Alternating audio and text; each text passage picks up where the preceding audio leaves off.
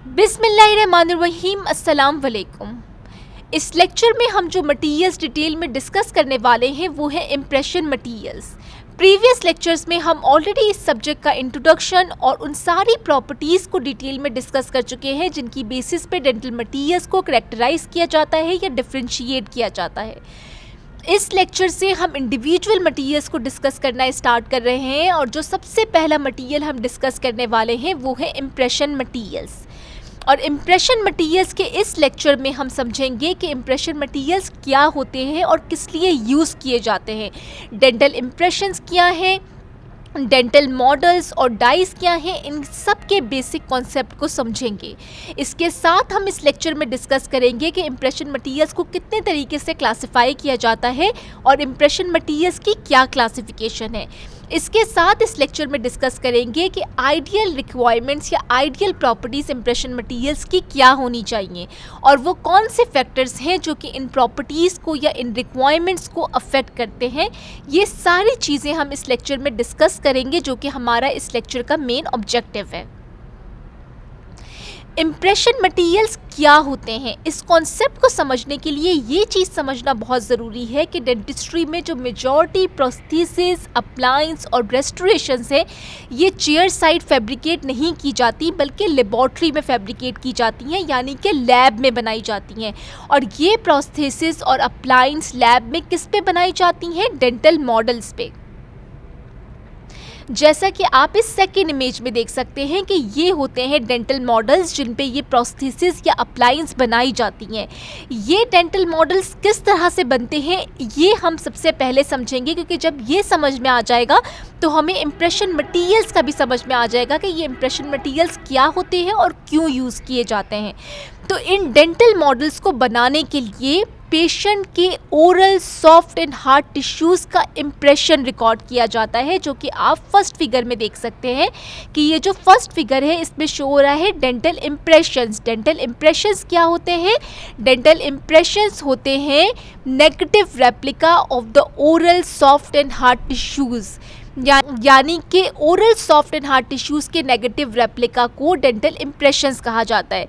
यानी कि मॉडल्स बनाने के लिए सबसे पहले पेशेंट के अपर एंड लोअर आर्च, जैसे कि आप ये देख सकते हैं कि ये अपर आर्च का इम्प्रेशन है और ये लोअर आर्च का इम्प्रेशन है। अपर एंड लोअर आर्च के सॉफ्ट एंड हार्ड टिश्यूज़ के इम्प्रेशन को रिकॉर्ड किया जाता है।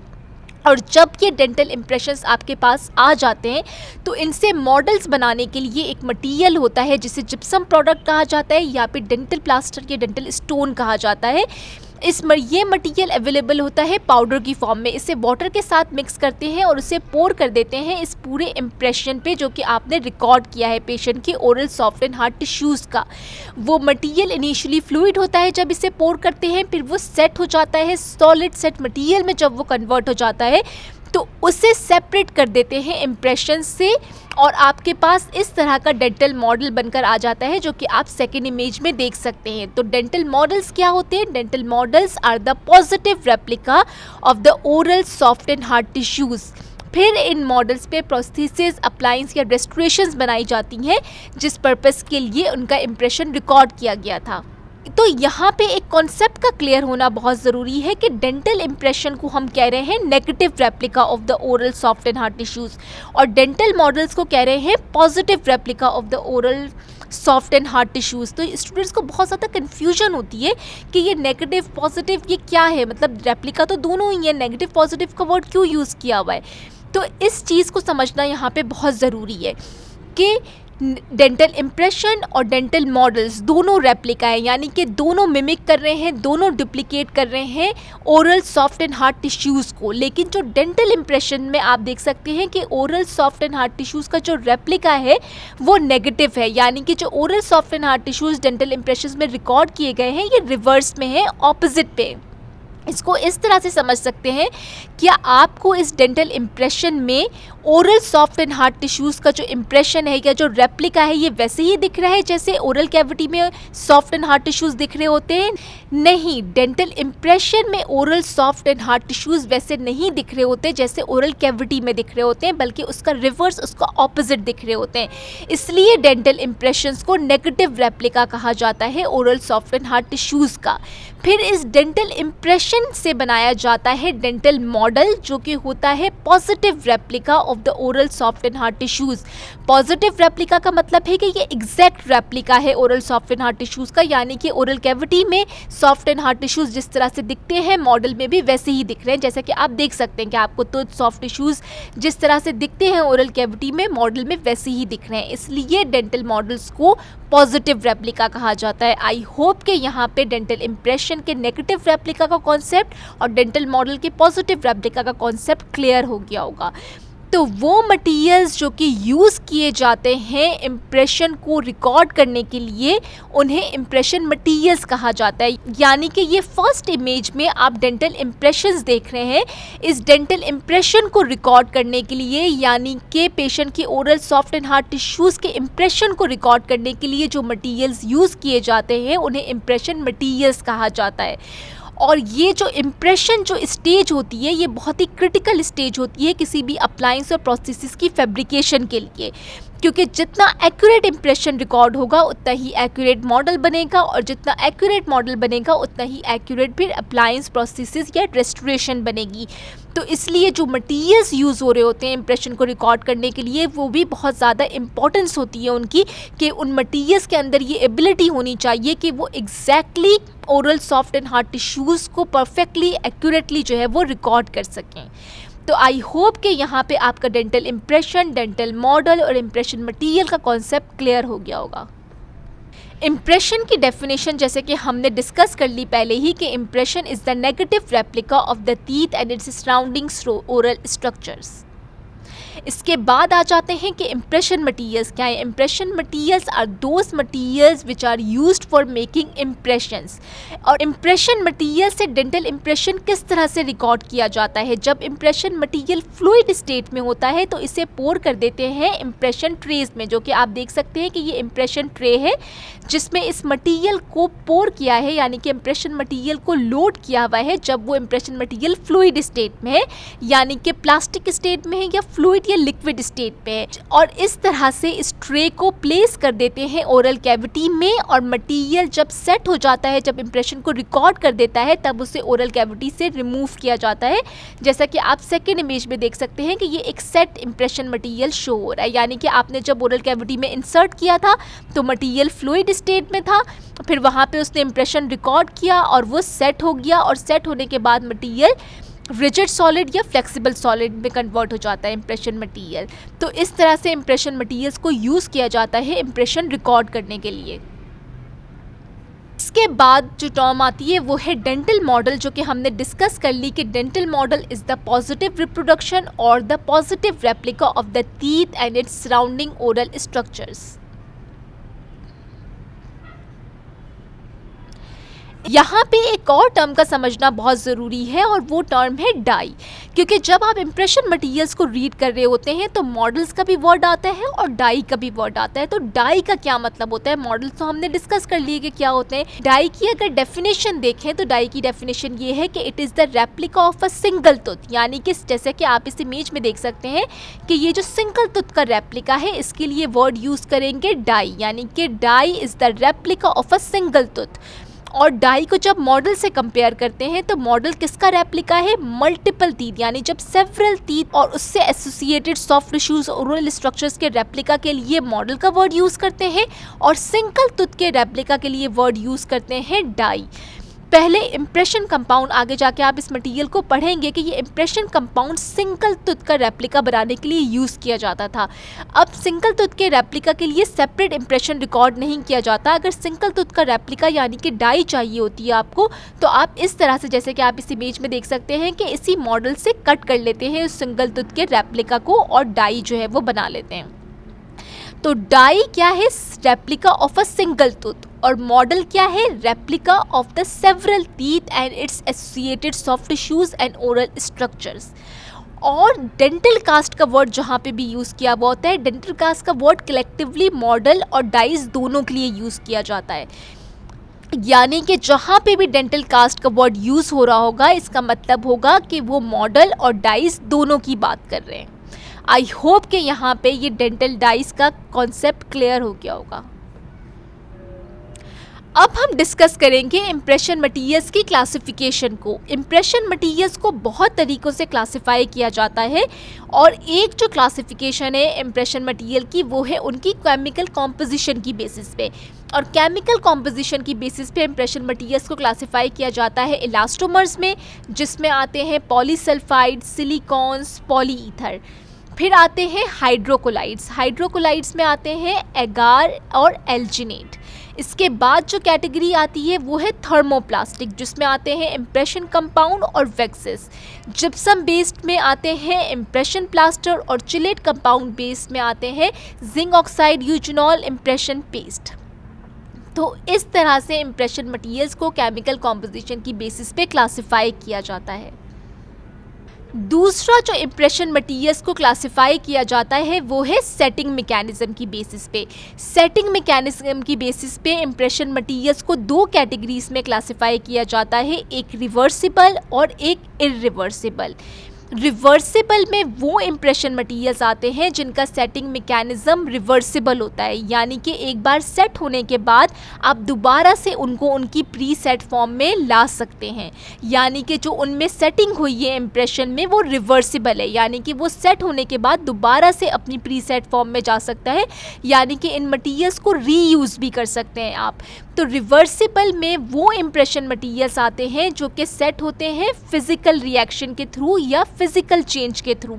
यानी इनमें वो इम्प्रेशन मटीरियल्स आते हैं जिनको जब आप हीट करते हैं तो वो सॉफ्ट हो जाते हैं, और जब वो कूल डाउन होते हैं, जब उनका टेम्परेचर ड्रॉप होता है तो वो हार्ड हो जाते हैं। यानी कि ये जो इम्प्रेशन मटीरियल्स होते हैं इन्हें आप किस तरह से यूज़ करते हैं, हीट अप्लाई करते हैं और जब वो सॉफ्ट हो जाते हैं तो उन्हें इम्प्रेशन ट्रे में प्लेस कर देते हैं और इम्प्रेशन रिकॉर्ड करते हैं। और इम्प्रेशन रिकॉर्ड करते हुए जैसे उनका टेम्परेचर ड्रॉप होता है वो हार्ड हो जाते हैं, यानी कि सेट हो जाते हैं और आप उन्हें ओरल कैविटी से रिमूव कर देते हैं। और इन मटीरियल्स पे जब दोबारा से हीट अप्लाई की जाती है तो ये दोबारा से सॉफ्ट हो जाते हैं और आप इन्हें दोबारा से यूज़ कर सकते हैं। यानी कि इनमें जो सेटिंग हो रही है वो रिवर्सिबल है, यानी कि मटेरियल जब सेट हो जाता है तो आप उसको दोबारा से हीट करके उसकी सॉफ्ट फॉर्म यानी कि प्री सेट फॉर्म में वापस ले जा सकते हैं। तो वो मटेरियल्स जो कि फिजिकल चेंज के थ्रू सेट होते हैं, यानी कि सिर्फ उनमें फिजिकल चेंज प्रोड्यूस हो रहा है, यानी कि वो सॉफ्ट हो रहे हैं और फिर हार्ड हो जाते हैं। फिर हार्ड से जब हीट अप्लाई करते हैं वो दोबारा से सॉफ्ट हो जाते हैं, जैसे कूल डाउन होता है वो फिर से हार्ड हो जाते हैं। यानी कि ये मटेरियल जो है वो सेट हो रहे हैं फिजिकल चेंज के थ्रू, कोई केमिकल रिएक्शन नहीं हो रहा, कोई केमिकल चेंज नहीं हो रहा, सिंपली उनकी फिजिकल स्टेट चेंज हो रही है। तो ऐसे मटेरियल्स जो कि फिजिकल रिएक्शन या फिजिकल चेंज के थ्रू सेट होते हैं वो रिवर्सिबल कहलाते हैं, यानी कि उनका सेटिंग मैकेनिज्म जो है वो रिवर्सिबल होता है। इस कैटेगरी में आते हैं इम्प्रेशन कंपाउंड और एगार। और इरिवर्सिबल की कैटेगरी में वो इम्प्रेशन मटीरियल्स आते हैं जिनका जो सेटिंग मैकेनिज्म होता है वो इरिवर्सिबल होता है, यानी कि जब मटीरियल एक बार सेट हो गया तो उसके बाद वो दोबारा से अपनी प्री सेट फॉर्म में नहीं जा सकता। एक बार सेट हो गया उसके बाद आप उसे दोबारा से यूज़ नहीं कर सकते, दोबारा से प्री सेट फॉर्म पे नहीं ले जा सकते। और इस कैटेगरी में वो मटीरियल्स आते हैं जो कि सेट होते हैं केमिकल रिएक्शन के थ्रू, यानी कि केमिकल चेंज के थ्रू। और इसकी एग्जाम्पल है impression plaster, zinc oxide, eugenol, alginate और इलास्टोमर्स। इसके बाद इम्प्रेशन मटीरियल्स को इनकी प्रॉपर्टीज़ की बेसिस पे भी क्लासिफाई किया जाता है। और बिफोर सेटिंग जो प्रॉपर्टी है जिसकी बेसिस पे इम्प्रेशन मटीरियल को क्लासिफाई किया जाता है वो है विस्कोसिटी। विस्कोसिटी से इम्प्रेशन मटीरियल्स की दो बहुत इंपॉर्टेंट चीज़ें पता चलती हैं। विस्कोसिटी से पता चलता है कि एक इम्प्रेशन मटीरियल कितना फाइन डिटेल रिकॉर्ड कर सकता है। फाइन डिटेल्स का मतलब होता है कि एक एक minute detail, soft and hard tissues की एक एक डिटेल, कि अगर टूथ स्ट्रक्चर की बात कर रहे हैं तो कहाँ पे रिज है, कहाँ पे ग्रूव है, कस्प है, फिचर्स है, एक एक डिटेल अच्छे से रिकॉर्ड करे। सॉफ्ट टिश्यूज़ है तो उसका कर्वेचर, उसका साइज़ बिल्कुल परफेक्टली रिकॉर्ड करे। तो ये उसकी विस्कोसिटी से पता चलता है इम्प्रेशन मटीरियल की कि एक इम्प्रेशन मटीरियल कितना ज़्यादा फाइन डिटेल रिकॉर्ड कर सकता है। क्योंकि अगर एक इम्प्रेशन मटीरियल को oral soft and hard tissues की फाइन डिटेल्स को रिकॉर्ड करना होगा तो उसके अंदर ये एबिलिटी होनी चाहिए कि वो फ्लो करे, यानी कि क्लोज कॉन्टैक्ट में आए उन oral soft and hard tissues की। तो अगर उस इम्प्रेशन मटीरियल की विस्कोसिटी कम होगी तो वो अच्छे से फ्लो करेगा और सारी details soft and hard tissues की रिकॉर्ड करेगा। तो यानी कि विस्कोसिटी से पता चलता है कि एक इम्प्रेशन मटेरियल कितनी ज़्यादा फाइन डिटेल रिकॉर्ड कर सकता है। अगर इम्प्रेशन मटेरियल की विस्कोसिटी कम है तो इसका मतलब है कि वो इम्प्रेशन मटेरियल ज़्यादा अच्छे से फाइन डिटेल्स रिकॉर्ड करेगा as compare to those impression materials जिनकी विस्कोसिटी हाई होती है, क्योंकि जिनकी विस्कोसिटी हाई होती है उनका हमने रियोलॉजिकल प्रॉपर्टीज़ में डिस्कस किया था कि वो ज़्यादा फ्लो नहीं करते, और जब वो फ्लो नहीं करेगा वो oral soft and hard tissues से क्लोज कांटेक्ट में नहीं आएगा, वहाँ पे फ्लो करके नहीं जाएगा, तो वो उन्हें रिकॉर्ड भी नहीं करेगा, यानी कि सही से फाइन डिटेल्स रिकॉर्ड भी नहीं होंगी। तो सबसे पहली चीज़ जो कि विस्कोसिटी से पता चलती है वो ये पता चलती है कि एक इम्प्रेशन मटेरियल कितना ज़्यादा फाइन डिटेल रिकॉर्ड कर सकता है, और जितनी विस्कोसिटी कम होगी वो मटेरियल उतना अच्छे से फाइन डिटेल्स जो है वो रिकॉर्ड करेगा। और दूसरी चीज़ जो विस्कोसिटी से पता चलती है इम्प्रेशन मटेरियल्स की वो ये है कि एक इम्प्रेशन मटेरियल सॉफ्ट टिश्यू को कितना कंप्रेस करेगा और कितना डिस्प्लेस करेगा। तो इम्प्रेशन मटेरियल की विस्कोसिटी जितनी ज़्यादा होगी वो उतना ज़्यादा सॉफ्ट टिश्यू को कंप्रेस करेगा और डिस्प्लेस करेगा, और जितनी विस्कोसिटी कम होगी उसके अंदर ये एबिलिटी नहीं होगी कि वो सॉफ्ट टिश्यू को कंप्रेस कर सके या डिस्प्लेस कर सके, क्योंकि सर्टेन क्लिनिकल कंडीशंस ऐसी होती हैं जैसा कि जब आप इडेंचुलस आर्चेस यानी कि वो आर्चेस जिनमें कोई भी टीथ प्रेजेंट नहीं होता उनका इम्प्रेशन रिकॉर्ड करना होता है, तो ऐसे इम्प्रेशन मटेरियल्स चाहिए होते हैं जो कि कंप्रेस कर सकें, डिस्प्लेस कर सकें सॉफ्ट टिश्यूज़ को और इम्प्रेशन रिकॉर्ड कर सकें।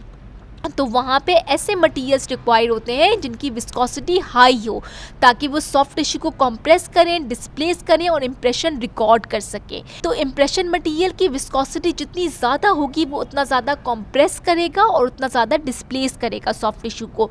तो यानी कि विस्कोसिटी से पता चलता है इम्प्रेशन मटेरियल कितनी ज़्यादा फाइन डिटेल रिकॉर्ड कर सकता है और कितना ज़्यादा सॉफ्ट टिश्यू को डिस्प्लेस कर सकता है या कंप्रेस कर सकता है। तो इसी विस्कोसिटी की बेसिस पे इम्प्रेशन मटेरियल्स को क्लासिफाई किया जाता है 3 कैटेगरीज में, म्यूको कंप्रेसिव, म्यूकोस्टैटिक और सोडोप्लास्टिक। तो सबसे पहली जो कैटेगरी है वो है muco compressive. Muco compressive impression materials वो होते हैं जो कि कंप्रेस करते हैं सॉफ्ट टिश्यू और म्यूकोजा को। म्यूको कंप्रेसिव वर्ड से ही पता चल रहा है, म्यूकोजा यानी कि सॉफ्ट टिश्यू, कंप्रेसिव यानी कि कंप्रेस कर रहा है। तो म्यूको कंप्रेसिव वो इम्प्रेशन मटेरियल्स हैं जो कि विस्कस होते हैं, जिनकी विस्कोसिटी हाई होती है, तो ये ज़्यादा कंप्रेस करते हैं और डिस्प्लेस करते हैं सॉफ्ट टिश्यू को। और इस कैटेगरी की एग्जाम्पल है इम्प्रेशन कंपाउंड और प्रोटीएलास्टोमर्स। म्यूकोस्टैटिक इम्प्रेशन मटेरियल्स वो मटेरियल्स होते हैं जिनकी विस्कोसिटी जो है वो कम होती है, यानी कि ये सॉफ्ट टिश्यू को कंप्रेस नहीं करते, ना ही डिस्प्लेस करते हैं, बल्कि उनको रेस्ट पे जो है वो रिकॉर्ड करते हैं। और ये म्यूकोस्टैटिक होते हैं यानी कि इनकी विस्कोसिटी कम होती है, तो ये फाइन डिटेल्स बहुत अच्छे से रिकॉर्ड करते हैं। और म्यूको कंप्रेसिव में हमने पढ़ा कि ये ज़्यादा विस्कस होते हैं और ज़्यादा कंप्रेस करते हैं सॉफ्ट टिश्यू और हार्ड टिश्यू को। तो म्यूको कंप्रेसिव बहुत अच्छे से फाइन डिटेल रिकॉर्ड नहीं करता। म्यूकोस्टैटिक बहुत अच्छे से फाइन डिटेल रिकॉर्ड करता है क्योंकि इसकी विस्कोसिटी कम होती है, लेकिन ये सॉफ्ट टिश्यू को कंप्रेस और डिस्प्लेस नहीं करता, बल्कि सॉफ्ट टिश्यू को उनकी रेस्टिंग कंडीशन में जो है वो रिकॉर्ड करता है। इसकी एग्जाम्पल में आते हैं एगार, इम्प्रेशन पेस्ट और इम्प्रेशन प्लास्टर। इसके बाद जो ये कैटेगरी है सोडोप्लास्टिक की, सोडोप्लास्टिक में वो इम्प्रेशन मटेरियल्स आते हैं कि जब आप इनको इनिशियली मिक्स करते हैं तो ये विस्कस लगते हैं, थिक लगते हैं, लेकिन जैसे ही इन इम्प्रेशन मटेरियल्स पे फोर्स अप्लाई की जाती है इनकी विस्कोसिटी रिड्यूस हो जाती है। सोडोप्लास्टिक फ्लूइड्स को हमने ऑलरेडी रियोलॉजिकल प्रॉपर्टीज़ में डिस्कस किया था कि ये वो फ्लूइड्स होते हैं कि जैसे ही इन पे फोर्स लगाते हैं, यानी कि इनको स्क्वीज़ करेंगे, इनको प्रेस करेंगे, इनको स्टीयर करेंगे, इनकी विस्कोसिटी डिक्रीज़ हो जाती है। तो सोडोप्लास्टिक इम्प्रेशन मटेरियल्स भी वही होते हैं कि जब आप इनको मिक्स करते हैं, इम्प्रेशन मटेरियल पे लोड करते हैं, तो इनकी ये बहुत थिक और विस्कस लग रहे होते हैं, लेकिन जैसे ही इनको ओरल कैविटी में प्लेस करते हैं और इम्प्रेशन रिकॉर्ड करने के लिए फोर्स अप्लाई करते हैं तो इनकी विस्कोसिटी डिक्रीज़ हो जाती है। तो विस्कोसिटी डिक्रीज़ होने के बाद जो सोडोप्लास्टिक इम्प्रेशन मटेरियल्स होते हैं ये म्यूकोस्टैटिक के तौर पे ये एक्ट करते हैं, यानी कि फाइन डिटेल्स बहुत अच्छे से रिकॉर्ड करते हैं और म्यूकोजा और सॉफ्ट टिश्यू को इतना कॉम्प्रेस नहीं करते। तो सोडोप्लास्टिक की कैटेगरी में आपके पास आते हैं एडिशन सिलिकॉन और एल्जिनेट। ये मेकेब में इम्प्रेशन मटीरियल्स की क्लासिफिकेशन दी हुई है विस्कोसिटी की बेसिस पे, कि इम्प्रेशन मटीरियल्स को विस्कोसिटी की बेसिस पे ऐसे भी क्लासिफाई किया जा सकता है कि वो मटीरियल्स जिनकी विस्कोसिटी हाई होती है, यानी कि ये वो मटीरियल्स हैं जो कि म्यूको कंप्रेसिव होते हैं, जिसमें आप देख सकते हैं कि इम्प्रेशन कंपाउंड है और पुटी इलास्टोमर्स हैं। फिर इम्प्रेशन मटीरियल्स वो जिनकी लो विस्कोसिटी होती है, जिसमें आपके पास आ गए सोडोप्लास्टिक और म्यूकोस्टैटिक, यानी कि इम्प्रेशन प्लास्टर, इम्प्रेशन पेड्स, हाइड्रोकोलाइड्स और लाइट बॉडी इलास्टोमर्स। इसके बाद यहाँ पे एक कैटेगरी बताई हुई है मीडियम विस्कोसिटी, यानी कि मीडियम विस्कोसिटी में वो मटीरियल्स आते हैं जो कि म्यूको कंप्रेसिव और म्यूकोस्टैटिक के बीच में होते हैं। तो ये जो क्लासिफिकेशन है ये आपकी मेकेब में मेंशन है विस्कोसिटी की बेसिस पे। तो विस्कोसिटी की बेसिस पे आप दोनों तरीके से क्लासिफाई कर सकते हैं, म्यूको कंप्रेसिव, म्यूकोस्टैटिक, सोडोप्लास्टिक, या फिर हाई विस्कोसिटी, मीडियम विस्कोसिटी और लो विस्कोसिटी, दोनों तरीके से क्लासिफाई किया जा सकता है। इसके बाद आफ्टर सेटिंग जो प्रॉपर्टी है जिसकी बेसिस पे इम्प्रेशन मटीरियल्स को क्लासिफाई किया जाता है वो है इलास्टिसिटी। इलास्टिसिटी हमने प्रॉपर्टीज़ का चैप्टर डिस्कस करते हुए भी पढ़ा था कि इलास्टिसिटी वो प्रॉपर्टी होती है जो कि बताती है एक मटेरियल के अंदर कितनी एबिलिटी है कि वो अपनी ओरिजिनल शेप पे वापस चला जाए जब उस पर से फोर्स रिमूव हो।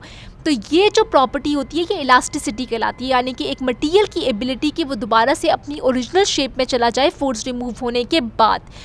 तो ये इलास्टिसिटी जो प्रॉपर्टी है इसी की बेसिस पे पता चलता है कि एक इम्प्रेशन मटेरियल को अंडरकट्स रिकॉर्ड करने के लिए यूज़ किया जा सकता है या नहीं किया जा सकता है। अभी हम यहाँ पे सबसे पहले अंडरकट्स के कॉन्सेप्ट को समझेंगे, फिर हम इस क्लासिफिकेशन पे आएंगे तो ये बहुत अच्छे से समझ में आएगी।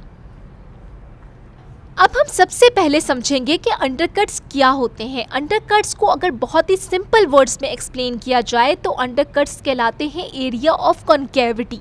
एरिया ऑफ कॉन्केविटी या कॉन्केव एरियाज क्या कहलाते हैं? अगर ये स्ट्रेट सरफेस है तो ये कॉन्वेक्सिटी है और ये कॉन्केविटी है, यानी कि कॉन्केव एरिया है। तो अंडरकट्स जो है वो एरिया ऑफ कॉन्केविटी है। अंडरकट्स दो तरीके के होते हैं, एक टूथ अंडरकट्स होते हैं और एक सॉफ्ट टिश्यू और बोनी अंडरकट्स होते हैं। ओरल एनाटॉमी में सबने पढ़ा है कि टूथ अंडरकट्स क्या होते हैं। टूथ के क्राउन पे जो मैक्सिमम कॉन्वेक्सिटी, जिसे हाइट ऑफ कंटूर कहते हैं, जैसे कि आप इस इमेज में देख सकते हैं कि ये जो हाइट ऑफ कंटूर है यहाँ से लेके जिंजाइवल मार्जिन तक जो एरिया कॉन्केव एरिया होता है या ये जो कॉन्केविटी होती है इसे टूथ अंडरकट्स कहा जाता है। तो जब किसी टूथ के एडजेसेंट टूथ जो है वो एब्सेंट होते हैं, जैसे कि आप यहाँ पे देख सकते हैं कि ये टूथ है, ये भी जो है वो टूथ है और इसके एडजेसेंट में जो टीथ हैं ये एब्सेंट है। तो जब भी एडजेसेंट टीथ एब्सेंट होते हैं तो ये जो अंडरकट एरियाज होते हैं ये बहुत प्रोमिनेंट हो जाते हैं, बहुत प्रोनाउंस हो जाते हैं। तो ये अंडरकट्स जो हैं ये टूथ अंडरकट्स कहलाते हैं। और in case of missing teeth, यानी कि जब एडजेसेंट टीथ मिसिंग होते हैं तो ये जो अंडरकट्स होते हैं ये बहुत ज़्यादा प्रोनाउंस हो जाते हैं। इसी तरह से जो सॉफ्ट टिश्यू अंडरकट्स और बोनी अंडरकट्स क्या हैं, जो कि आप इस इमेज में देख सकते हैं, ये दो रीजंस की वजह से हो सकते हैं कि जब भी टूथ स्ट्रक्चर मिसिंग हो, जैसे कि आप यहाँ देखते हैं कि यहाँ पे टीथ जो है वो मिसिंग है। तो जब भी टीथ मिसिंग होता है और कोई सूटेबल अप्लायंस या प्रोस्थेसिस उसकी रिप्लेसमेंट में नहीं प्रोवाइड की जाती तो बोन रिजॉर्प्शन होती है और उसके साथ साथ सॉफ्ट टिश्यू चेंजेस प्रोड्यूस होती हैं और इसकी वजह से ये सॉफ्ट टिश्यू या बोनी अंडरकट्स बन जाते हैं। और दूसरा रीज़न ये हो सकता है कि कोई एडवांस पेरियोडोंटल डिजीज़ हो जिसकी वजह से बोन लॉस हो रहा है, सॉफ्ट टिश्यू चेंजेस हो रही हैं, तो भी ये सॉफ्ट टिश्यू और बोनी अंडरकट्स जो हैं वो बन जाते हैं। तो टूथ अंडरकट्स हों या सॉफ्ट टिश्यू और बोनी अंडरकट्स हों, एक इम्प्रेशन मटेरियल के अंदर ये एबिलिटी होनी चाहिए कि वो इन अंडरकट्स को परफेक्टली रिकॉर्ड करे। तो एक इम्प्रेशन मटेरियल को अंडरकट्स को परफेक्टली रिकॉर्ड करने के लिए इम्प्रेशन मटेरियल के अंदर इलास्टिसिटी होनी चाहिए। इम्प्रेशन मटेरियल के अंदर इलास्टिसिटी क्यों होनी चाहिए ये कॉन्सेप्ट भी हम इसी इमेज के थ्रू समझेंगे कि फॉर एग्जांपल आपने एक इम्प्रेशन मटेरियल लिया, उससे आपने मिक्स पाउडर फॉर्म में था, आपने उसे वाटर के साथ मिक्स किया और उसे ट्रे में लोड कर दिया और उससे इम्प्रेशन रिकॉर्ड कर लिया अंडरकट टूथ का। तो अब ये फॉर एग्जांपल कि ये आपके पास टूथ है जिसका आप इम्प्रेशन रिकॉर्ड कर रहे हैं और इम्प्रेशन मटेरियल जो है वो यहाँ पे आके फ्लो कर गया है अंडरकट में और यहाँ पे सेट हो गया है। तो जब भी आप देख सकते हैं कि ये अंडरकट एरियाज कैसे हैं, ये कॉन्केव एरियाज हैं, तो मटेरियल यहाँ पे आके स्टक हो जाता है। तो जब भी इम्प्रेशन मटेरियल को अंडरकट एरिया से रिमूव करना होता है तो बहुत ज़्यादा फोर्स लगानी पड़ती है। तो जब बहुत ज़्यादा फोर्स इन मटेरियल्स पे लगाते हैं रिमूव करने के लिए, तो रिमूव करने के दौरान ये मटेरियल डिफॉर्म हो जाते हैं। तो उन मटेरियल्स में अगर इलास्टिसिटी होगी तो वो जो है, जो डिफॉर्मेशन उसमें प्रोड्यूस हुई है, वो डिफॉर्मेशन जो है वो रिवर्स हो जाएगी, यानी कि मटेरियल दोबारा से उसी शेप पे चला जाएगा जो कि उसने उस अंडरकट का रिकॉर्ड किया था सेट होते वक्त। तो इसीलिए एक इम्प्रेशन मटेरियल के अंदर इलास्टिसिटी होनी चाहिए ताकि वो परफेक्टली रिकॉर्ड कर सके अंडरकट्स को। आई होप कि ये अंडरकट्स और इलास्टिसिटी का कॉन्सेप्ट यहाँ पे क्लियर हो गया होगा।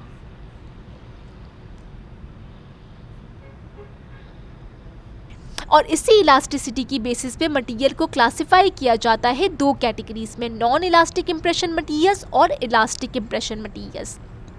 तो नॉन इलास्टिक इम्प्रेशन मटेरियल्स वो मटेरियल्स होते हैं जिनके अंदर इलास्टिसिटी नहीं होती, और जब इन्हें अंडरकट एरिया से रिमूव करते हैं इन इम्प्रेशन मटेरियल्स को, तो वो इम्प्रेशन मटेरियल्स या तो फ्रैक्चर हो जाते हैं या फिर डीफॉर्म हो जाते हैं। तो अगर वो इम्प्रेशन मटेरियल रिजिड है तो वो डीफॉर्म हो जाता है, और अगर ब्रिटल है तो वो फ्रैक्चर हो जाता है।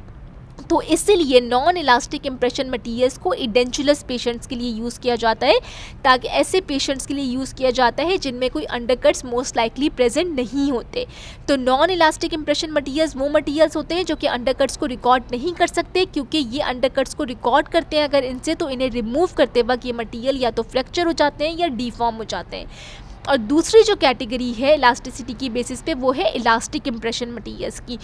इलास्टिक इम्प्रेशन मटेरियल्स वो मटेरियल्स होते हैं जिनसे आप अंडरकट्स रिकॉर्ड कर सकते हैं एक्यूरेटली और परफेक्टली, क्योंकि इलास्टिक इम्प्रेशन मटेरियल्स वो मटेरियल्स होते हैं कि जब इनको अंडरकट से रिमूव करते हैं तो ये अपनी इलास्टिसिटी की प्रॉपर्टी की वजह से रिकवर कर लेते हैं उस शेप को, उस डायमेंशन को जो कि उन्होंने रिकॉर्ड किया होता है सेटिंग के वक्त। तो इलास्टिक इम्प्रेशन मटेरियल वो मटेरियल्स होते हैं जिनसे अंडरकट्स रिकॉर्ड कर सकते हैं, क्योंकि ये रिकवर कर जाते हैं जब इन्हें अंडरकट से रिमूव करते हैं, क्योंकि इनमें इलास्टिसिटी की प्रॉपर्टी होती है। इसलिए इलास्टिक इम्प्रेशन मटेरियल को एडेंचुलस पेशेंट्स और डेंचुलस पेशेंट्स दोनों के लिए यूज़ किया जाता है। ये इम्प्रेशन मटेरियल्स की जो क्लासिफिकेशन है ये मेकेब में दी हुई है इलास्टिसिटी की बेसिस पे, कि इलास्टिक मटेरियल्स में आपके पास सिंथेटिक इलास्टोमर्स आते हैं और हाइड्रोकोलाइड्स आते हैं, और नॉन इलास्टिक इम्प्रेशन मटेरियल्स में impression plaster, impression compound, zinc oxide, eugenol paste और इम्प्रेशन वैक्सेस आते हैं। और ये जो इलास्टिसिटी की बेस पे जो इम्प्रेशन मटेरियल की क्लासिफिकेशन है ये बहुत ज़्यादा इंपॉर्टेंट है और इसी को ज़्यादातर फॉलो किया जाता है, और आगे जाके जब हम इंडिविजुअल मटेरियल्स डिस्कस करेंगे तो हम इसी क्लासिफिकेशन को फॉलो करेंगे। अब हम डिस्कस करेंगे कि एक इम्प्रेशन मटेरियल की आइडियल रिक्वायरमेंट्स या आइडियल प्रॉपर्टीज़ क्या होनी चाहिए। इम्प्रेशन मटेरियल की विस्कोसिटी ऐसी होनी चाहिए कि उसे आराम से ट्रे में लोड कर सकें और इम्प्रेशन रिकॉर्ड कर सकें, और वो विस्कोसिटी ऐसी हो कि मटेरियल ओरल कैविटी में फ़्लो करे और कांटेक्ट में आए oral soft and hard tissues की और उनकी सारी फाइन डिटेल्स को रिकॉर्ड कर सके। और मटेरियल का सुटेबल वर्किंग और सेटिंग टाइम होना चाहिए, यानी कि ऐसा वर्किंग और सेटिंग टाइम होना चाहिए जो कि ना सिर्फ डेंटिस्ट के लिए फिजिबल और कन्वीनियंट हो बल्कि पेशेंट के लिए भी कन्वीनियंट हो। सेट इम्प्रेशन मटेरियल को डिस्टॉर्ट नहीं होना चाहिए और ना ही टेयर होना चाहिए जब उसे ओरल कैविटी से रिमूव किया जाए। और इम्प्रेशन मटेरियल्स को डायमेंशनली स्टेबल होना चाहिए, बायोकम्पैटिबल होना चाहिए, उनकी शेल्फ लाइफ अच्छी होनी चाहिए, कॉस्ट इफेक्टिव होना चाहिए और एक्सेप्टेबल टेस्ट और ओडोर होना चाहिए पेशेंट के लिए।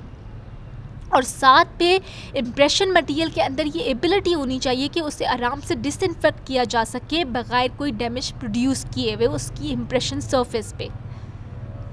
तो ये हो गई इम्प्रेशन मटेरियल्स की आइडियल रिक्वायरमेंट्स। अब हम डिस्कस करेंगे इम्प्रेशन मटेरियल्स की रिक्वायरमेंट्स को डिटेल में, जिसमें हम सबसे पहले डिस्कस करने वाले हैं उन फैक्टर्स को जो कि अफेक्ट करते हैं इम्प्रेशन मटेरियल की एक्यूरेसी को। इम्प्रेशन मटेरियल की एक्यूरेसी से क्या मतलब होता है, ये क्या होती है इम्प्रेशन मटेरियल की एक्यूरेसी।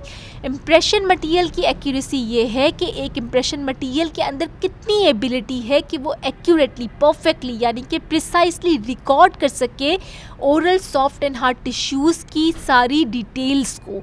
यानी कि एक इम्प्रेशन मटेरियल को अगर डायमेंशनली एक्यूरेट कहते हैं, यानी कि कहते हैं कि एक इम्प्रेशन मटेरियल की एक्यूरेसी ज़्यादा है, तो इसका मतलब ये होता है कि एक इम्प्रेशन मटेरियल प्रिसाइसली या परफेक्टली रिकॉर्ड कर रहा है oral soft and hard tissues की डिटेल्स को।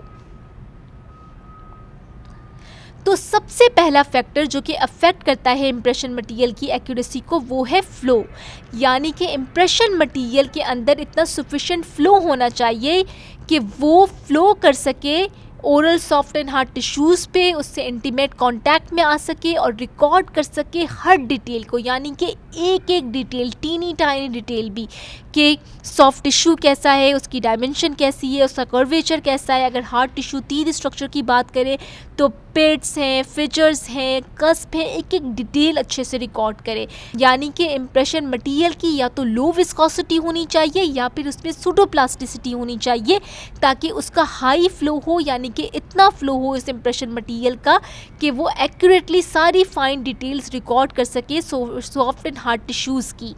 तो इम्प्रेशन मटेरियल की जो सबसे एक रिक्वायरमेंट ये होती है कि इम्प्रेशन मटेरियल के अंदर सफिशिएंट फ्लो होना चाहिए, यानी कि उसकी लो विस्कोसिटी होनी चाहिए या फिर उसमें डिग्री ऑफ सूडोप्लास्टिसिटी होनी चाहिए।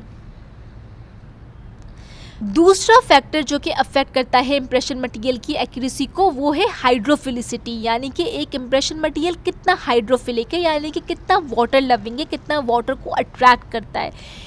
तो इम्प्रेशन मटेरियल की एक रिक्वायरमेंट ये भी है कि इम्प्रेशन मटेरियल्स को हाइड्रोफिलिक होना चाहिए, दो रीजंस की वजह से। उसमें से सबसे पहला रीज़न ये है कि इम्प्रेशन मटेरियल्स इम्प्रेशन रिकॉर्ड कहाँ करते हैं, ओरल कैविटी में। और ओरल कैविटी में जो इन्वायरमेंट है वो वेट इन्वायरमेंट है, मॉइस्ट इन्वायरमेंट है, स्लाइवा की प्रेजेंस की वजह से। तो ऐसे इम्प्रेशन मटेरियल्स जो कि हाइड्रोफोबिक होते हैं, जब वो oral soft and hard tissues से कांटेक्ट में आते हैं और उन oral soft and hard tissues पे स्लाइवा प्रेजेंट होता है, तो स्लाइवा क्या करता है कि वो रिपेल करता है इस हाइड्रोफोबिक इम्प्रेशन मटेरियल्स को, जिसकी वजह से इम्प्रेशन मटेरियल की सरफेस पे ब्लो होल्स बन जाते हैं।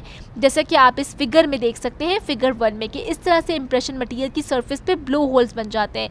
और ये ब्लो होल्स कहाँ पे बनते हैं, जहाँ पे स्लाइवा प्रेजेंट होता है, और स्लाइवा हाइड्रोफिलिक होता है और इम्प्रेशन मटेरियल हाइड्रोफोबिक होता है। तो स्लाइवा रिपेल करता है इम्प्रेशन मटेरियल को और उसे रिकॉर्ड नहीं करने देता उस सॉफ्ट और हार्ड टिश्यू को, और वहाँ पे ब्लो होल बन जाता है। तो एक तो ये रीज़न है जिसकी वजह से इम्प्रेशन मटेरियल को हाइड्रोफिलिक होना चाहिए। दूसरा जो मेन रीज़न है जिसकी वजह से इम्प्रेशन मटेरियल को हाइड्रोफिलिक होना चाहिए, वो ये है कि इम्प्रेशन मटेरियल से जो इम्प्रेशन रिकॉर्ड किया जाता है उसी से डेंटल मॉडल बनाया जाता है। और डेंटल मॉडल बनाने के लिए जो मटेरियल यूज़ होता है वो है जिप्सम प्रोडक्ट, जो कि हाइड्रोफिलिक है, वाटर बेस्ड मटेरियल है। और मॉडल बनाने के लिए जिप्सम को जब जिप्सम पाउडर की फॉर्म में आता है उसे वाटर के साथ मिक्स करते हैं, और वो जो फ्लूइड जिप्सम जो कि आपने मिक्स किया वो होता है, जैसे कि आप सेकंड इमेज में देख सकते हैं, इससे फ्लो करवाते हैं इम्प्रेशन मटेरियल की सरफेस पे। तो इम्प्रेशन मटेरियल्स में जो फाइन डिटेल्स रिकॉर्ड हुई हुई हैं वो मॉडल पे तभी ट्रांसफ़र होंगी जब ये जो जिप्सम आपने मिक्स किया है ये क्लोज कॉन्टैक्ट में आएगा इम्प्रेशन मटेरियल से।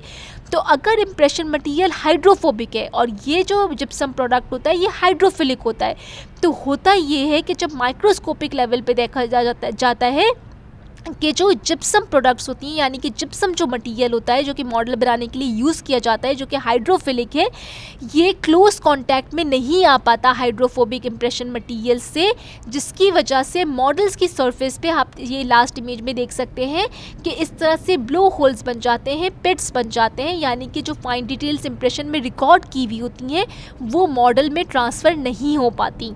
तो इसीलिए इम्प्रेशन मटेरियल को आइडियली हाइड्रोफिलिक होना चाहिए ताकि इम्प्रेशन भी सही रिकॉर्ड हो और मॉडल भी सही बने।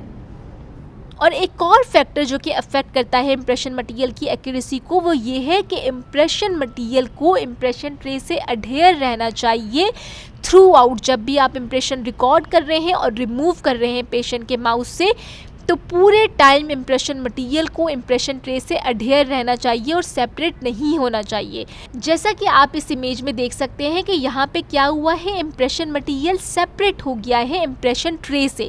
तो इसकी वजह से क्या होता है कि जब इम्प्रेशन मटेरियल इम्प्रेशन ट्रे से सेपरेट हो जाता है तो इम्प्रेशन डिस्टॉर्ट हो जाता है, जिसका आइडिया उस वक्त नहीं होता जब आप इम्प्रेशन रिकॉर्ड कर रहे होते हैं और मॉडल पोर कर रहे होते हैं। इसका आइडिया तब होता है जब आपके पास वो अप्लायंस या प्रोस्थेसिस बनकर आती है जिसके लिए इम्प्रेशन रिकॉर्ड किया गया था और वो प्रोस्थेसिस सही से फिट नहीं हो रही होती पेशेंट को। तो इसीलिए इम्प्रेशन मटेरियल को अडेयर रहना चाहिए ट्रे के साथ थ्रू आउट जब भी इम्प्रेशन रिकॉर्ड कर रहे हैं और रिमूव कर रहे हैं पेशेंट के माउथ से। एक और फैक्टर जो कि अफेक्ट करता है इम्प्रेशन मटेरियल की एक्यूरेसी को, वो है डायमेंशनल चेंज ड्यूरिंग सेटिंग। हम ऑलरेडी डिस्कस कर चुके हैं कि जब मटेरियल सेट हो रहा होता है तो उसमें कोई ना कोई केमिकल रिएक्शन हो रहा होता है, और जब भी केमिकल रिएक्शन होता है तो कोई ना कोई डायमेंशनल चेंज प्रोड्यूस होता है। वो डायमेंशनल चेंज कॉन्ट्रैक्शन भी हो सकता है और वो डायमेंशनल चेंज एक्सपेंशन भी हो सकता है। मोस्टली जो इम्प्रेशन मटेरियल्स होते हैं उनमें डायमेंशनल चेंज जो प्रोड्यूस होता है वो कॉन्ट्रैक्शन है। आइडियली एक इम्प्रेशन मटेरियल में कोई भी डायमेंशनल चेंज सेटिंग के दौरान या सेटिंग के बाद प्रोड्यूस नहीं होना चाहिए, लेकिन सेटिंग रिएक्शन की वजह से, यानी कि जब भी केमिकल रिएक्शन होता है, कोई ना कोई डायमेंशनल चेंज प्रोड्यूस होता ही है। तो आइडियल रिक्वायरमेंट ये होती है कि वो जो भी डायमेंशनल चेंज प्रोड्यूस हो रहा है, यानी कि जो भी कॉन्ट्रैक्शन या एक्सपेंशन मटेरियल में हो रही है, वो इतनी माइनर हो कि उसकी वजह से इम्प्रेशन मटेरियल पे या उस इम्प्रेशन पे कोई अफेक्ट ना आए। क्योंकि अगर किसी मटेरियल में ज़्यादा डायमेंशनल चेंज प्रोड्यूस होगा सेटिंग के दौरान, तो अगर कोई मटेरियल ज़्यादा कॉन्ट्रैक्ट कर रहा है, यानी कि अगर किसी इम्प्रेशन मटेरियल में ज़्यादा कॉन्ट्रैक्शन हो रही है, तो उसकी वजह से क्या कंसिक्वेंसेस आते हैं कि ओवर साइज डाई बनती है। इसको हम इस इमेज के थ्रू समझते हैं। आप ये इमेज देख सकते हैं यहाँ पे कि ये फिगर ए में शो हो रहा है कि ये एक तुथ है जिसका इम्प्रेशन रिकॉर्ड कर रहे हैं, और फिगर बी में ये शो हो रहा है कि ये जो इम्प्रेशन मटेरियल है जिससे ये इम्प्रेशन रिकॉर्ड किया गया है इस तुथ का, इसमें कॉन्ट्रैक्शन हो रही है। और कॉन्ट्रैक्शन की वजह से क्या हो रहा है, ये इम्प्रेशन स्पेस है, यानी कि ये वो स्पेस है जिसमें आप मॉडल पोर करेंगे और वो जो तुथ आपने रिकॉर्ड किया है उसका डाई बनकर आएगा। तो ये जो इम्प्रेशन मटेरियल है इस फिगर में शो हो रहा है कि ये कॉन्ट्रैक्ट कर रहा है। तो कॉन्ट्रैक्ट की वजह से क्या हो रहा है कि ओवर साइज डाई बन रही है। तो एक बेसिक कॉन्सेप्ट यही होता है सबका कि अगर इम्प्रेशन मटेरियल कॉन्ट्रैक्ट कर रहा है, यानी कि इम्प्रेशन मटेरियल की डायमेंशन कम हो रही है, तो ऑब्वियसली उसकी वजह से जो मॉडल और डाई बनेगा तो वो भी जो है वो अंडर साइज होगा। लेकिन ऐसा नहीं होता। ये आप किस तरह से समझेंगे ऐसा क्यों नहीं होता, इस कॉन्ट्रैक्शन की डायरेक्शन को देख के समझेंगे। इस कॉन्ट्रैक्शन की डायरेक्शन देखें कि ये मटेरियल जो कॉन्ट्रैक्ट कर रहा है वो टुवर्ड्स द ट्रे कर रहा है। तो जब मटेरियल ट्रे की टुवर्ड्स जो है वो कॉन्ट्रैक्ट कर रहा है, तो ये जो इम्प्रेशन स्पेस है जिसमें डाई बनेगी या जिसमें जिप्सम पोर करके डाई बनाया जाएगा, ये इंक्रीज हो रही है। यानी कि जो ओरिजिनल इम्प्रेशन स्पेस थी जो कि इस तुथ से मैच कर रही थी, ये इम्प्रेशन स्पेस इंक्रीज हो गई। तो जो डाई बनेगा उसका भी साइज इंक्रीज होगा, यानी कि वो ओवर साइज डाई बनेगी। यानी कि जब भी इम्प्रेशन मटेरियल कॉन्ट्रैक्ट करेगा तो कॉन्ट्रैक्ट की डायरेक्शन क्या होती है, towards the tray. Towards the tray होने की वजह से ये जो इम्प्रेशन स्पेस होता है ये इंक्रीज हो जाता है। जब इम्प्रेशन स्पेस इंक्रीज हो जाता है तो जो डाई या जो मॉडल आप बनाने वाले हैं उसका भी साइज इंक्रीज हो जाता है, यानी कि ओवर साइज डाई बनती है। और इसी तरह से जब मटेरियल में एक्सपेंशन होती है, यानी कि मटेरियल एक्सपेंड करता है ड्यूरिंग सेटिंग, तो अंडर साइज डाई बनती है। इसे भी हम इसी फिगर के थ्रू समझेंगे कि जब मटेरियल एक्सपेंड करता है तो एक्सपेंशन की डायरेक्शन क्या होती है, टुवर्ड्स द इम्प्रेशन स्पेस, जिसकी वजह से क्या होता है कि ये इम्प्रेशन स्पेस रिड्यूस हो जाती है। यानी कि जो आप डाई बनाएंगे उसका साइज जो है जो कि टूथ रिकॉर्ड किया गया था उससे कम होगा, यानी कि अंडर साइज डाई बनेगी। तो अगर मटेरियल कॉन्ट्रैक्ट करता है तो ओवर साइज डाई बनती है, और अगर इम्प्रेशन मटेरियल एक्सपेंड करता है तो अंडर साइज डाई बनती है, जैसा कि हमने इस फिगर के थ्रू समझ लिया है। तो आइडियली है एक इम्प्रेशन मटेरियल को ड्यूरिंग सेटिंग डायमेंशनली चेंज नहीं होना चाहिए, यानी कि डायमेंशनल चेंज प्रोड्यूस नहीं होना चाहिए। अगर हो भी रहा है तो वो इतना कम होना चाहिए कि उसकी वजह से इम्प्रेशन मटेरियल और इम्प्रेशन स्पेस पे कोई भी इफेक्ट ना आए। एक और फैक्टर जो कि इम्प्रेशन मटेरियल की एक्यूरेसी को इफेक्ट करता है वो है थर्मल कॉन्ट्रैक्शन। थर्मल कॉन्ट्रैक्शन समझने के लिए ये समझना बहुत ज़रूरी है कि इम्प्रेशन मटेरियल को इम्प्रेशन ट्रे में लोड करते हैं और इम्प्रेशन रिकॉर्ड करते हैं ओरल कैविटी में। तो ओरल कैविटी में जो टेम्परेचर होता है वो 32 to 37 डिग्री सेंटीग्रेड है, और इम्प्रेशन को रिमूव करते हैं तो जो डेंटल रूम होता है, जो सर्जरी रूम होता है, वहाँ का टेम्परेचर होता है 23 डिग्री सेंटीग्रेड। यानी कि इम्प्रेशन ट्रे और इम्प्रेशन मटेरियल दोनों एक्सपीरियंस करते हैं 10 डिग्री सेंटीग्रेड का टेम्परेचर ड्रॉप। और हमने डिस्कस किया था कि जब भी टेम्परेचर ड्रॉप होता है तो जो मटेरियल होता है उसमें कॉन्ट्रैक्शन होती है। तो इम्प्रेशन मटेरियल और इम्प्रेशन ट्रे भी इस टेम्परेचर ड्रॉप की वजह से कॉन्ट्रैक्ट करते हैं, और ये कितना कॉन्ट्रैक्ट करेंगे ये डिपेंड करता है कि उनकी कोफिशिएंट ऑफ थर्मल एक्सपेंशन की वैल्यू क्या है। अगर उनकी कोफिशिएंट ऑफ थर्मल एक्सपेंशन की वैल्यू ज़्यादा है तो इसका मतलब है कि वो इम्प्रेशन ट्रे और इम्प्रेशन मटेरियल ज़्यादा कॉन्ट्रैक्ट करेंगे, और अगर कोफिशिएंट ऑफ थर्मल एक्सपेंशन की वैल्यू कम है तो वो कम कॉन्ट्रैक्ट करेंगे।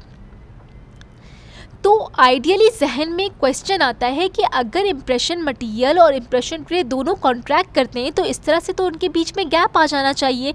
और अगर गैप आ गया तो हम ऑलरेडी डिस्कस कर चुके हैं कि अगर इम्प्रेशन ट्रे और इम्प्रेशन मटेरियल के बीच में गैप आ जाए या दोनों सेपरेट हो जाए तो उसकी वजह से तो इम्प्रेशन डिस्टॉर्ट हो जाता है, लेकिन ऐसा नहीं होता। इस रीज़न को समझते हैं कि थर्मल कॉन्ट्रैक्शन जो कि इम्प्रेशन ट्रे और इम्प्रेशन मटेरियल में हो रही है, लेकिन फिर भी इम्प्रेशन ट्रे और इम्प्रेशन मटेरियल एक दूसरे से सेपरेट नहीं होते, उसका रीज़न होता है कॉन्ट्रैक्शन की डायरेक्शन।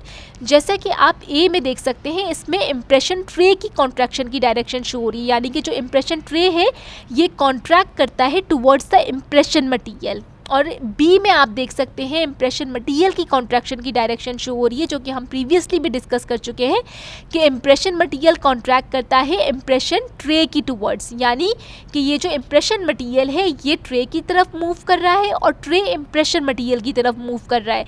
तो जिसकी वजह से क्या होता है कि दोनों कॉन्ट्रैक्ट कर रहे होते हैं लेकिन एक दूसरे से कॉन्टैक्ट में रहते हैं, क्योंकि दोनों एक दूसरे की टुवर्ड्स मूव कर रहे हैं। तो इसीलिए थर्मल कॉन्ट्रैक्शन की वजह से इम्प्रेशन ट्रे और इम्प्रेशन मटेरियल एक दूसरे से सेपरेट नहीं होते। और आइडियली एक इम्प्रेशन मटेरियल और इम्प्रेशन ट्रे दोनों की कोफिशिएंट ऑफ थर्मल एक्सपेंशन की वैल्यू कम होनी चाहिए। अभी तक हमने जितनी भी रिक्वायरमेंट्स या जितने भी फैक्टर्स डिस्कस किए थे वो सारे इम्प्रेशन मटेरियल्स के लिए थे, यानी कि जितने भी इम्प्रेशन मटेरियल्स डेंटिस्ट्री में यूज़ हो रहे थे वो रिक्वायरमेंट्स और वो फैक्टर्स सब पे अप्लाई होती हैं। अब हम यहाँ पे कुछ फैक्टर्स या कुछ रिक्वायरमेंट्स डिस्कस करने वाले हैं जो कि स्पेसिफिकली उन इम्प्रेशन मटेरियल्स के लिए हैं जिनको यूज़ किया जाता है अंडरकट को रिकॉर्ड करने के लिए।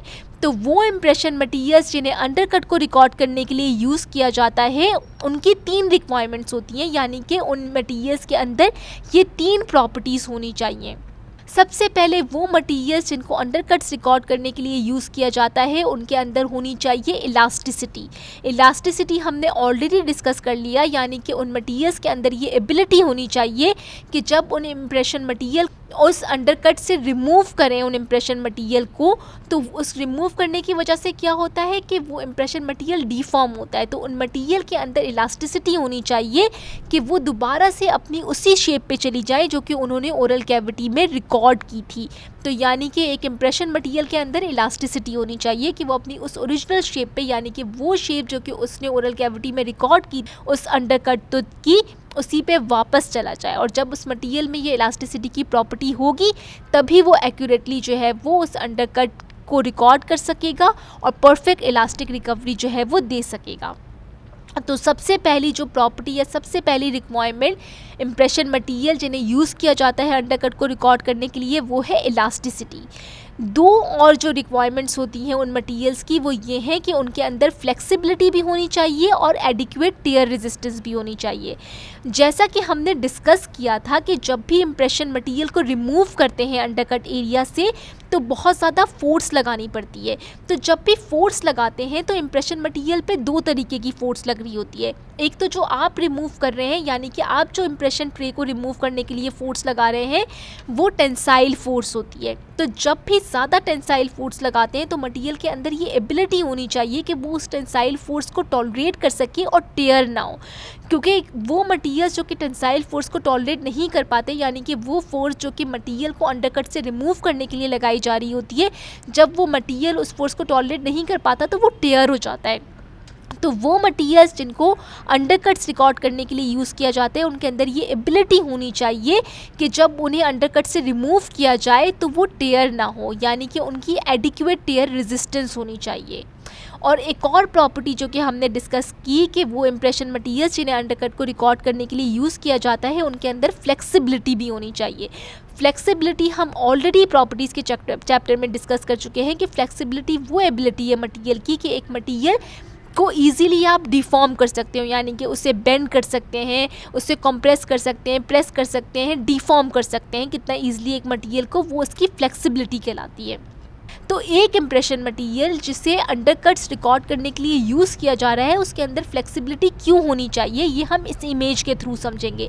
जब भी इम्प्रेशन मटेरियल को रिमूव करते हैं तो अंडरकट से, तो जो टूथ का वाइडेस्ट पार्ट होता है, जो कि आप यहाँ पे देख सकते हैं कि ये जो टूथ का वाइडेस्ट पार्ट है ये कंप्रेस करता है इम्प्रेशन मटेरियल के थिकेस्ट पार्ट को, और ये जो थिकेस्ट पार्ट होता है इम्प्रेशन मटेरियल का, ये प्रेस होता है, कंप्रेस होता है अगेंस्ट द इम्प्रेशन ट्रे।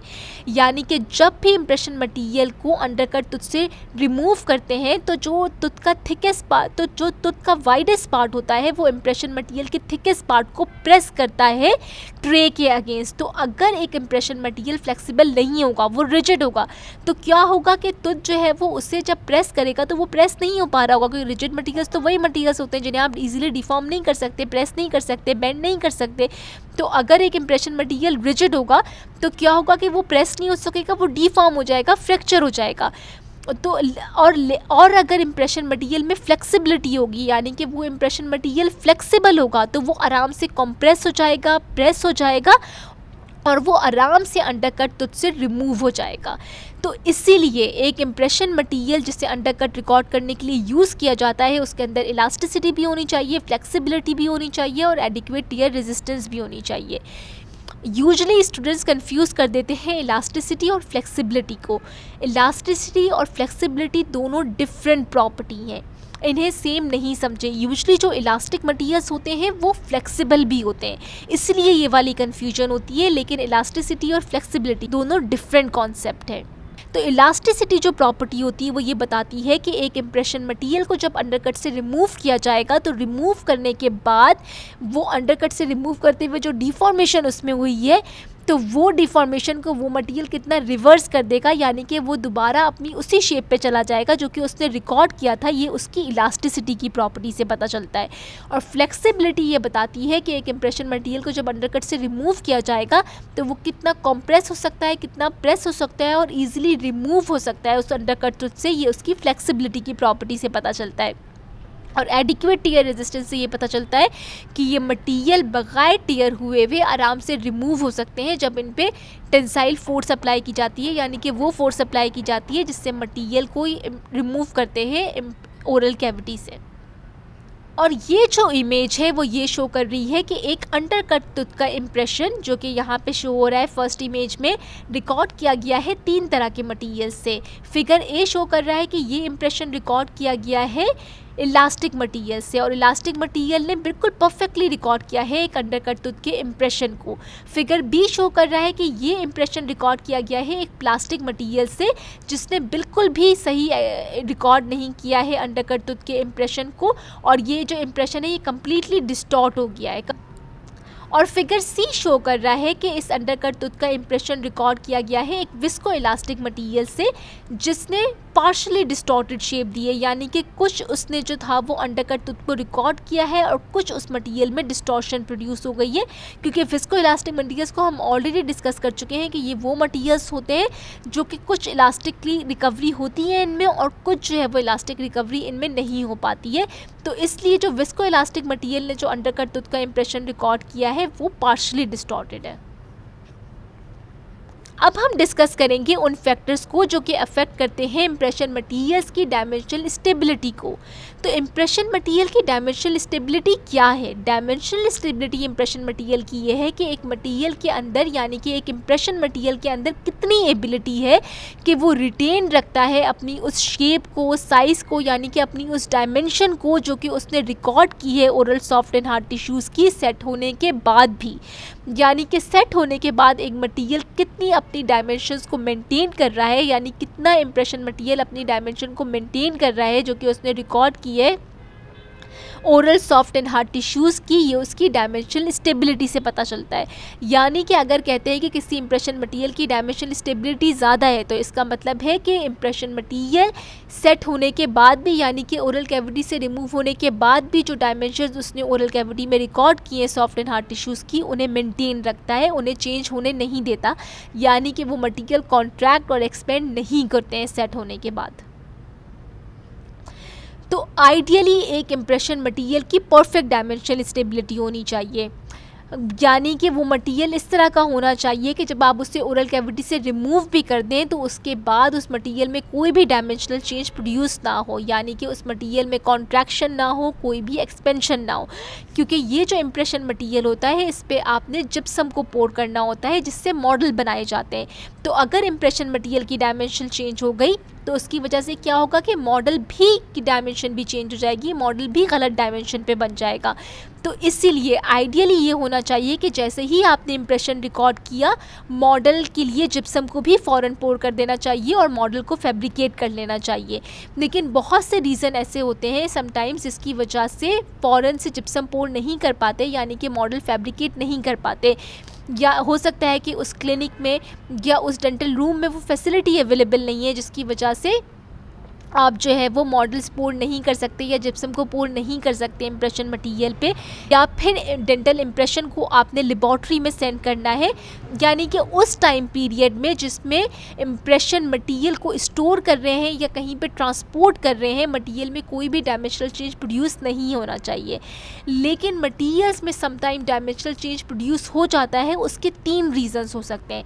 उसका जो सबसे पहला रीज़न है वो ये है कंटिन्यूड सेटिंग रिएक्शन, यानी कि मटेरियल अपरेंटली तो सेट हो गया है लेकिन उसके अंदर जो सेटिंग रिएक्शन है वो कंटिन्यू है, यानी कि मटेरियल में सेटिंग हो रही है। तो जब भी मटेरियल में सेटिंग हो रही होती है, कोई केमिकल रिएक्शन हो रहा होता है और उसमें डायमेंशनल चेंज प्रोड्यूस होता है, जिसकी वजह से मटेरियल में, जैसे कि विस्को इलास्टिक मटीरियल्स होते हैं। विस्को इलास्टिक मटीरियल्स वो मटीरियल्स होते हैं जिनमें स्लो इलास्टिक रिकवरी जो है वो हो रही होती है सेट होने के बाद भी, लेकिन इसके नतीजे में यानी कि इसके रिजल्ट में जो डायमेंशनल चेंज प्रोड्यूस होता है वो फेवरेबल होता है, यानी कि ये इलास्टिक रिकवरी में मटीरियल उसी डायमेंशन पे वापस जा रहा है जो कि उसने ओरल कैविटी में रिकॉर्ड किया था। तो यानी कि ये जो डायमेंशनल चेंज प्रोड्यूस हो रहा है इम्प्रेशन मटीरियल में, ये फेवरेबल है।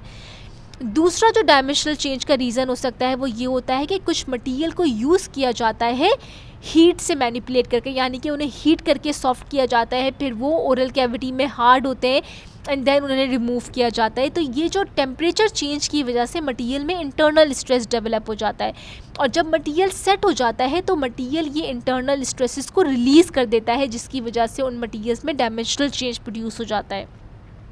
एक और डायमेंशनल चेंज प्रोड्यूस होने का रीज़न ये भी हो सकता है कि उन मटीरियल्स में कोई वॉलेटाइल बाय प्रोडक्ट्स प्रेजेंट होते हैं, जो कि मटीरियल सेट होने के बाद जब रिलीज़ करता है तो मटीरियल में कॉन्ट्रैक्शन प्रोड्यूस होती है, यानी कि मटीरियल में डायमेंशनल चेंज प्रोड्यूस होता है। तो ये वो रीजंस हैं जिनकी वजह से मटीरियल में डायमेंशनल चेंज प्रोड्यूस हो सकता है सेट होने के बाद भी।